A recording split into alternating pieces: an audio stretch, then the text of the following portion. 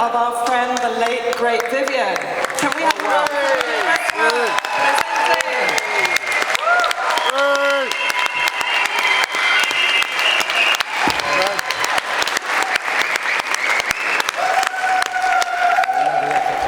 Thank you. I tried to come on the march, but I got stuck in all this traffic in my car. It was mad.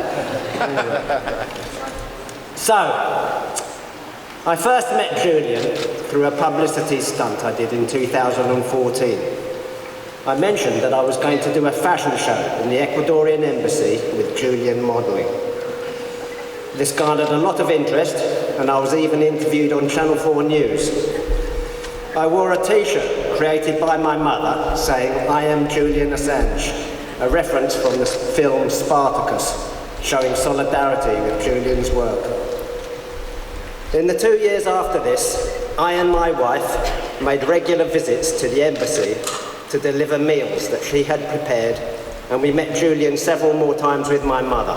Beautiful! Thank you! Yeah, well done, thank you. The last time...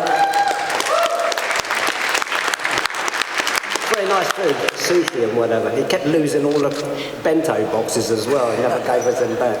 Yeah. So the last time I saw him was when we took our newborn son to meet him, and it was an honour to have Julian cuddle him.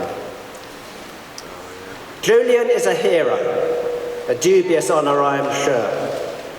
He fights for democracy by revealing official secrets and conversations behind the screen. For without facts, how can the truth be found? And how can informed decisions be made by the people? The very allowance of the idea of classified secrets is a corruption of democracy.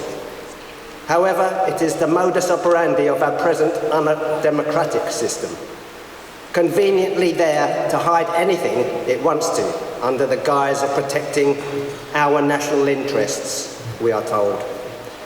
How easy this makes it to manipulate the people. In a democracy, there should be no secrets.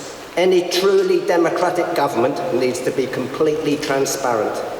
Why should the people not be involved directly with their own interests, national or otherwise? Yeah.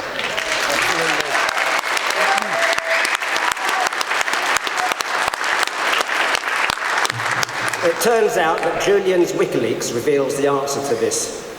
The national interests do not support the people. They support private interests. The national bit is just there to provide the excuse to hide the truth. And war is the worst example of this. All wars start from a lie, I've heard Julian say.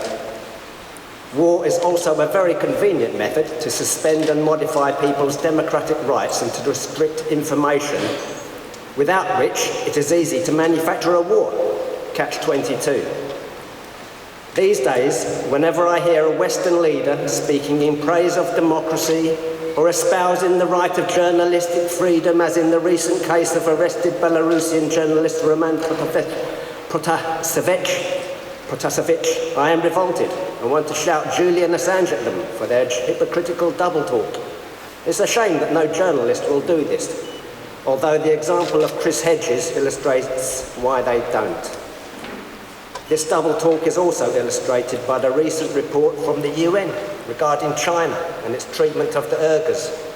Western governments jumped on this, espousing the merits of the UN. However, when Nils Metzler, UN Rapporteur on Torture, demanded the immediate release and compensation of Julian, the British government said the UN should mind its own business. These people have only their own rotten interests in mind, and none in democracy. The world needs Julian.